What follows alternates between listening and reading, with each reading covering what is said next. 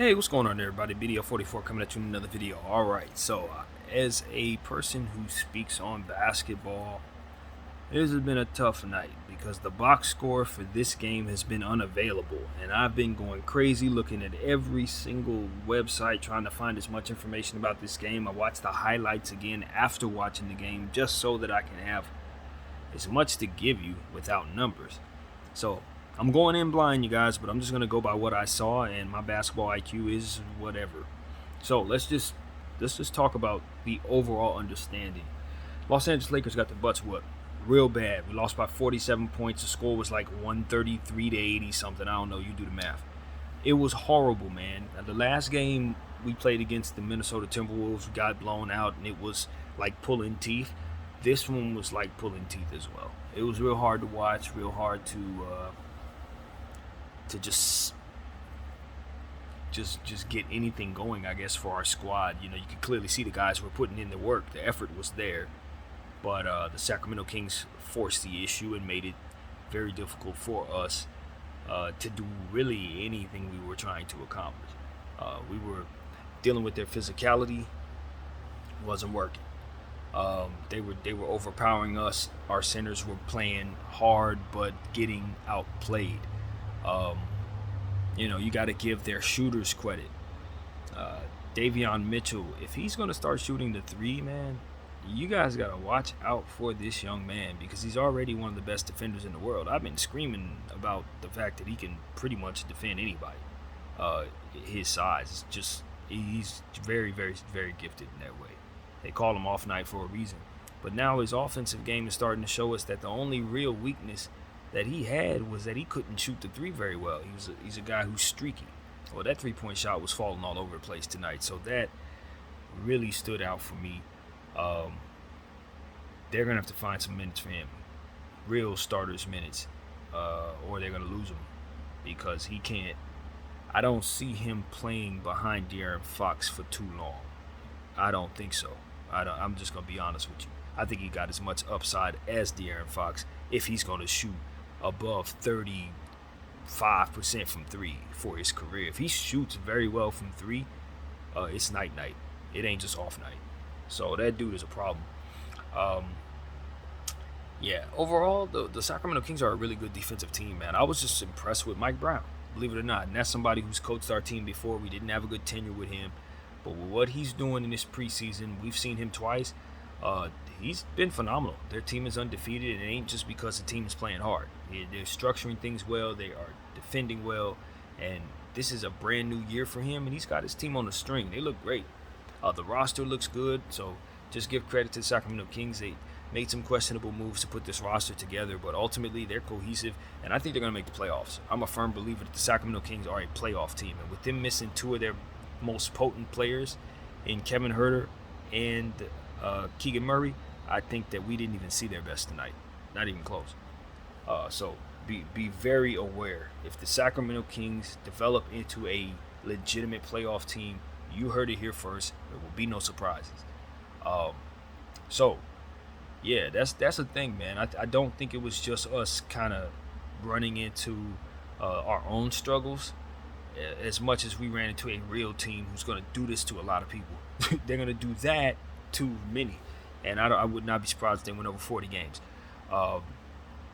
Because the roster is constructed in a way that attacks you with bigs who could stretch the floor, wiggly players who can defend a wing, shooters who are efficient now that they've added Herter and Monk, and then role players who've been on the team for a while like Davis, Lynn, who know what they're doing in the system that fits in really well with just pick and plug circumstances. And then you have to deal with Sabonis and his athleticism and talent, Fox and his athleticism and talent. And then you're going to deal with the new players that they're bringing in. Murray, who's super talented. Barnes, who's also very talented. So, yeah, we got a taste of that. We really did. Even though they used their second unit, the Opalas of the world, the Metus of the world. It was another dude that they have, and I don't know his name, but he also has an African name. He was balling tonight, killing us. They just run real deep, man. They got a super deep team now. Like, it ain't a game over there. It ain't a game. Got to give Rashawn Holmes credit. He was awesome tonight, coming off injury. You know, and they overwhelmed our bigs, man. Let's just call it what it is. We have big issues. Damian Jones saw his limitations tonight. Jay Huff was looking really good in the second half, but he's going to have problems guarding the perimeter. He does not guard the perimeter well at all, so that's going to be a thing. We saw some good things from Thomas Bryant, but we know his limitations because he struggled in this preseason. We didn't see him a whole lot tonight, but he did some good things. But that's really what it comes down to. We are having a tough time finding things that work for us at the center position because we want to run our centers to keep AD from playing the center position because we know he doesn't want to run it, but we are so limited when we put those centers on the floor, we're finding out that it's hard for us to compete. So now we got to switch our entire understanding of what it is we need to do. That's the problem that I'm finding right now. Unless these guys are going to get significantly better defensively in terms of guarding, scoring situations, we're going to see a lot of what we saw tonight happen to us. We're just easy to score on the interior, and that's not supposed to be the way things are when you have these type of centers, but they ain't getting it done. Cut and dry. We're just not getting any efficiency defending the paint. And that's a problem, man, because you're going to see a lot better players than Sabonis and the players that they got. Lynn, you're going to see better centers. I'm sorry. And if we're going to have these issues, AD's just going to have to buckle down and play the 5. He going to have to. And I think the Lakers are now going to have to recalibrate what they want to do with the center position. I hate this very much, but suddenly Miles Turner he means a lot more to the situation in terms of whether or not I would be willing to bring him in. Now suddenly I look at the center position and say we need to shuffle it around and get better. We have to get better at the center position. Those guys they're not going to be enough. If the preseason taught me anything, Damian Jones, Thomas Bryant, and Jay Huff will not be enough at the center spot. We got to get better there. We have to. Plain and simple. And I think what it really comes down to is you don't have enough ball handling. See, we're in an era where you have to be positionless. You have to be able to move from space to space with the ball in your hand with every player on the floor. We end up running into situations where guys have to pick their dribble up because they can't move once they get the ball passed to them. So what we're doing a lot of times, I'm finding, is we're passing them the rock, and then we're asking them to repass it as a guy curls around them. A lot of pick and rolls and stuff like that. But the problem is the players that we're asking to be the pick setters, they can't do anything for themselves. Like those guys don't dribble very well. You know what I mean? So even in certain situations where there's live ball situations, for example, we're tossing the ball up. You toss the ball up to some of those guys, and they have to pick their dribble up instead of creating and going to the rim. Or when they go to make certain moves, it's a dead play because they're not talented enough to make the moves necessary to create for themselves. Or it turns into a foul situation where they end up getting to the line and only making one. Then you have that come back and you're missing threes. You have that situation come back down the other end and you're fouling and they're making their free throws. So it's a lot of that. It's a whole lot of that. So I'm just finding that what we're learning is that the limitations of our roster are going to make it so that we have to recalibrate what it is we need to do. Now, I don't like overreacting, but I'm a realist as it pertains to what guys' strengths and weaknesses are, and certain things, doesn't matter how much better guys get at what they're strong at, if they don't get significantly better at their weaknesses, you're still going to have the same problems as they get better, and that's exactly what I see. Unless Damian Jones, Thomas Bryant, Cole Swider, and these guys learn how to dribble significantly better, we're going to have issues. Simple as that. They can't dribble, they can't move around, we're limited, and that's a problem. So I'm going to be looking for our GM to try to find more fluid positionless players somehow. We need more Maxi Klebers, Grant Williams types of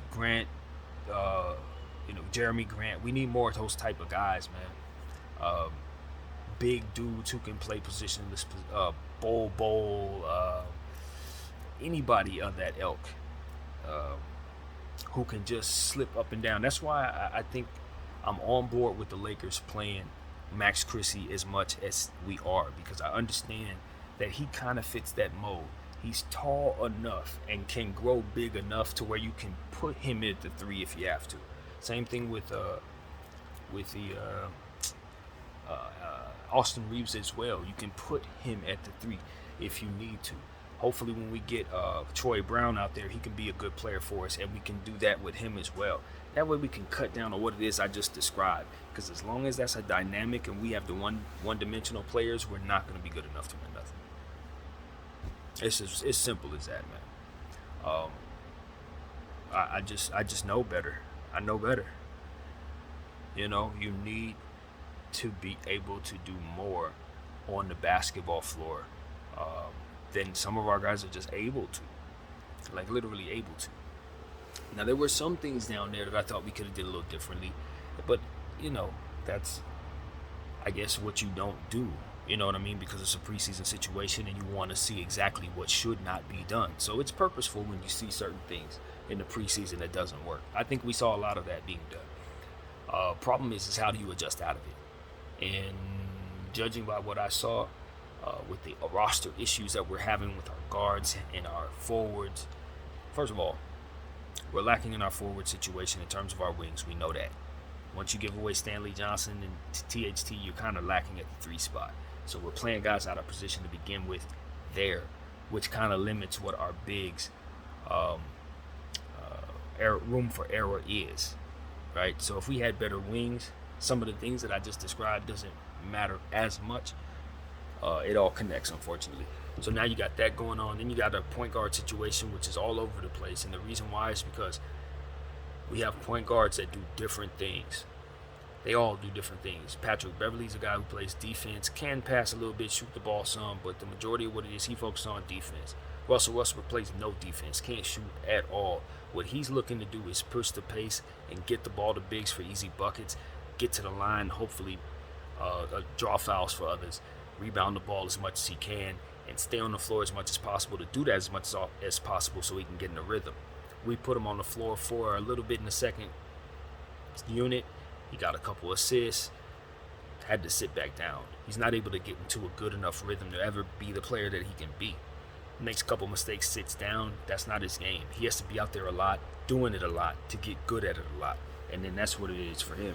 So when we say we're going to allow him to use the second unit, what he needs to not be is short-sighted, minded in regards to that. You can't go out there for one quarter, miss a couple shots, get sat down, and then think it's never going to work. You got to try that role for about 3-4 weeks and get used to it. You can't expect overnight success, Russ. And that's what I think we saw a little bit of tonight. Him getting frustrated because it did not work right away. And if that's going to be his mentality, it's going to fail. It's going to fail, bro. You know what I mean? We need him to be on board with the role that we're going to give him if he's ever going to find himself in a situation where this is going to work for him. This ain't got nothing to do with the Lakers. This has to do with whether or not he's going to be able to play this role in other areas of his life. If not, then just retire, sir. Like, literally. Let's not do this charade. You know, you can get mad at the Los Angeles Lakers for doing what it is that they have to do. You know what I mean? In terms of the charade, as we've called it, pretending like we want you on the team and all this other stuff that just doesn't look good. We can get mad at the Lakers for doing all that, but at the end of the day, Russell Westbrook has to be a professional, because if he's going to leave this situation, he's going to have to do the same thing somewhere else. You have to come off the bench, you have to do the charade, you have to play well. And if you can't do that with whatever little minutes they give you, for however little bit of time that you're getting, then it's just going to be what it is, man. So I would tell Russell Westbrook, you're at a place where, you're not going to be able to get that rhythm. They're not going to give you the time to get in. You're going to have to get used to these small increments of time, bro. And if that ain't right for you, call it a career. Straight up. Because right now, what I'm sensing is he's dragging the entire team down with his energy right now. And that's understandable. I mean, like, look, my energy would be crap in this situation too. But at some point in time, you got to remove yourself from the situation. And I think he might have did that tonight. He might have did that. I know they're saying it's an injury. Hey, at face value, I'm willing to believe that there is an injury. Cool. But I see every reason for there not to be an injury, for him to walk off the court and just come to the understanding that he has to remove himself. Because ain't nobody else going to remove himself from the situation. They going to keep on sending you out there. They going to keep on putting you in all different types of stuff, and we going to keep on having these struggles. Because at the end of the day, the piece that Russell Westbrook does not fit on anywhere on this roster. Anywhere. Not in the first unit, not in the second unit, or any other unit at all. Why? Because they are primary ball handlers in each of those units. When you put the ball in Westbrook's hand in the second unit, do you know what you're doing? You're taking it out of Reeves' hands in the second unit. You're taking it out of Dennis Schroeder's hands in the second unit. You're taking Scottie Pippen off of the floor for any opportunities he would get. This is all bad. All of it. And that's why we need to send him home. And I think he needs to not come back. I think he needs to see the fruit in removing himself from the situation, because it's all bad. Nothing good can come of it. And at the very worst, the injury's real. And now we got real problems because he's going to be injured from here on out. So this is what I'm saying. No good comes from playing him, man. And I think the last year, what hurt the Lakers beyond a lot of different things was slow organizational decisions. We should have fired Frank Vogel within the first 3 weeks of the season. I kid you not, we would have saved our season if we did. This is the type of stuff that we cannot do this year. When you recognize something is bad, you cut it at the root and you do it fast. And this is one of those situations. I think we should not start the season with Russell Westbrook as a part of this roster. Don't mean we trade him, but you do send him home. You recognize the cancer that he has become and the circumstances surrounding the situation, and you send him home. That's the only right thing to do at this point. No more. No more of this. Team is distracted. They're playing poorly. Coach is shuffling the roster around in ways that shouldn't be done. Try to fit this man in. It's not working. His attitude is not where it needs to be. The peanut gallery is going to continue to talk. It's got to stop. Send him home. Period. That's where I'm at with that. Enough. So that's where I'm at with that. Other than that, man, I can't say I'm too happy. You know what I mean? I'm pleased that the preseason gave us NBA basketball, because it's been a long summer where we didn't have a whole lot to talk about. But that's about as much as I can say right now, man. I don't think that was meant for the consumption of the fans. That was meant for coaches to know what they need to do. You know, they know what they need to do. They know what they need not to do. They know what they need to work on. They know what it is that they're gonna have to ask for in terms of different things that are going to help the team be better. Here's something that I need the Lakers to take a look at, man. Seriously. Because of all the issues that I just described over the last 10 minutes or so, I really believe it's important that the Lakers consider bringing back Mason Jones. Why? Because he doesn't have any of those problems that I said, and he has the size. He's a defensive player. Go back and watch those last 2 games of the regular season. The Mason Jones highlights. One of the things that he was able to do for us, offensive rebounding, defensive presence with a big body, and live dribbling. He can dribble the ball. He can get his own shot. He can put it on the floor and drive to the rim and pick and both situations. He can shoot the 3 a little bit. All of these things that we need. He's not big enough to play the center, but he can give you some of that Wenyen Gabriel. He can give you some of that Cole Swider. And most importantly, you can put him on lineups with LeBron James and Anthony Davis, with those guys at the big, and he can help them. He can help them. So that needs to be done. Bring him back. Bring 40 Jones back. I promise you, your lineup will get a lot better if you put him in there with Wenyen Gabriel and some of those shooters, Walker and some of those guys. You throw him in that rotation, you'll feel a lot better about what things look like just from an offensive perspective. Because some of the stuff we're trying to do is not meant for players that can't get their own. Period. They have to be able to create. So that is something I know Mason Jones can do. Bring him back. All right, so I like what I saw from Jay Huff. I think I brought that up, even though I think his perimeter play, he's going to have to be put on the floor in certain situations. Once teams start shooting the 3, we're going to have to be careful. But I love his energy in the paint. We can get him easy buckets. I like how specifically we saw Scottie Pippen diving the ball off to him in the paint, getting him buckets that allow him to score. Stuff like that I thought was really good. A lot of dive passes. If I'm calling that the wrong phrase, I don't know, but making sure that the ball gets into the paint to force the issue on some of those bigs against Sacramento. And I like it. It's a different look to our offense, obviously, since we didn't play centers at all last year. So continuing to run those plays. I think it's ugly to watch, but over time we'll get a lot better at it. What else? Let's see. Max Christie, turnovers, unforced turnovers, buddy. We got to do something. Again, ball handling is going to be an emphasis for our team in general. Lots of ball handling drills, lots of working on that to just make guys better. Because unforced turnovers are going to drive us crazy, you know. And Cole, not Cole. I keep saying Cole, but that's not who I want to say. Max Christie. We got to do a much better job of just having unforced turnovers. Stop. Period.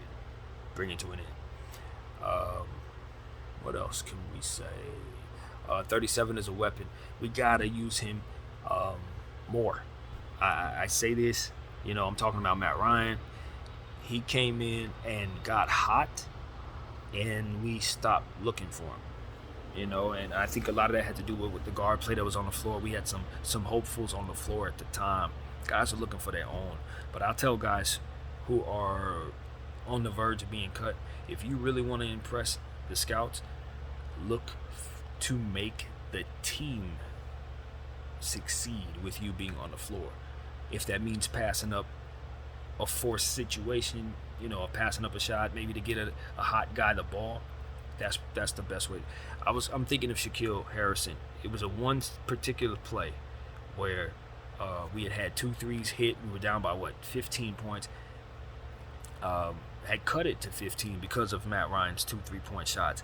And then Shaq Harrison drove to the left into traffic, drew a foul, got to the line, which I always say is a good thing. You've done your job if you get to the line, but he missed 2 free throws. Meanwhile, on the play where he's driving, you got Matt Ryan at the top of the key by himself with no one around. Shaq had done a fantastic job of drawing all of the defense necessary to create that open shot, but did not look for the pass. That kind of stuff will get you cut. That kind of stuff will get you cut. That's the exact opposite of what it is that you want to do in a situation when you're hopeful to make the team. The best thing you can do is get the guy who just hit the 2 shots, who's surging the ball. That's the only thing is best for your team. And I always say in regards to players who are hot, used to drive me crazy because Frank Vogel used to ignore this. This is my philosophy. There's 2 things I need to see proven when a guy gets hot. He needs to prove that he can cool off, and the defense needs to prove that they can stop him. Until I see those 2 things, that guy needs to keep getting the ball. Period. Play the hot hand, man. I see it far too often. Things are working, and we just let the hot hand cool off. Frank Vogel will sit him down. Stupid crap like that. That can't happen, man. Our team is not talented enough for this. We have to play the hot hand. If Matt Ryan's getting hot, he hits 2, you better make damn sure that the 3rd shot gets to him. We got to make sure that we take advantage of all hot situations, because if we don't, we're going to lose. Not talented enough. Period. So that's something that is very important to me, man. Not enough unselfish play out there. I'm sick of the selfishness that I've seen in this preseason. Very sick of it. So that is also worth noting. We didn't see too much of LeBron James when he was out there. He was hitting shots, man. He looked like he was very much in rhythm. We just need to make sure that he stays healthy in the first half of the season, not lean too much on him while we're trying to figure out our struggles. The losses will come. We just have to live with it. They're coming. But, you know, I think leaning on those guys too early could lead us in a situation where we end up leaning on these guys throughout the meat and potatoes of the season because of it. No, can't do it. We just got to be really balanced with what we're doing with their minutes, no matter what, because it's an 82-game season, and we're going to need our stars. Simple as that. So that's why I have no problem with AD missing the game tonight. I think it's important to say that we didn't have a lot of star power on the floor, and because of it, a lot of what Sacramento was able to do was easy going for them, because really they had everybody out there for themselves except for the 2 players that we mentioned, Murray and Herder. So that's really what I want to say as much for that. You know, obviously I'm running in blind, but the turnovers are unacceptable. The 3-point shooting we knew wasn't going to do well because we're not a 3-point shooting team. I can't tell you if we shot too many of them. To my eyesight, we shot more than I'd like to, but not nearly as much as we did against the Wolves. But who knows? No box score. So, yeah, man. I don't know. I was really impressed with Davion Mitchell. If anybody popped up the screen for the game, it was him. I just can't fathom a world where he's hitting threes like that tonight on a consistent basis and not making all-star teams. I just know it's going to happen. So if I'm Sacramento, I'm assessing De'Aaron Fox's contract straight up and down, y'all. I'm probably trading that thing if I have an opportunity to, because I got Davion Mitchell on a rookie contract. Simple as that. So I'm trying to move that, but that's just my mentality. Pay me no mind. At any rate, I appreciate everybody rocking with BDF 44. You know, I usually like having a little more stats in my mind, but all in all, we had a horrible basketball game. It was all absolute blowout. Lakers lost by 47 points. Ain't nothing to really appreciate. Russell Westbrook's claiming a hamstring injury. Hopefully that means we won't see him again. Like, literally. We'll trade him off to wherever and get back Kyrie Irving, for God's sakes. That's all I've ever been asking for. Just get Kyrie on this team and get rid of these bigs now that we know are not going to be good enough, man. I hate to just be like that, but hey, I'm a Laker fan and I want to win, bro. So we have to upgrade that big position, go more Huff, and try to find more positionless players if possible in trade. We know we have to make trades to get better. We know that. We also know this is a one-shot deal for a championship, even though I have been on record saying I think we should be thinking about 2 years rather than one, just simply because of the fact that some of these players are young and they're going to have to get better. They're going to have to learn how to win. Maybe we drag them, but it's hard to win with guys who just don't have the experience. But if you give them a year, maybe we can get a little better. I feel a lot more confident about that. But nevertheless, we're limited, man. And you're going to hear a lot about it. Guys are going to be talking about how limited and how bad this roster is. It just is what it is. It's not a bad roster. It's just when you are missing key pieces from that roster, it's obviously going to be glaring. And the weaknesses of certain players glare more so when the team is missing certain pieces. And I think this is what you saw a lot of tonight, man. We needed Walker. And I felt like we didn't go to enough of our offensive players early enough as well. If we were looking to kind of have success, I think we kind of could have did that. We didn't go Cole Swider soon enough, Pippen soon enough, 37 soon enough, that kind of thing. Kind of stayed away from those guys who I thought could have gave us some easy buckets, or rather better looks, I guess.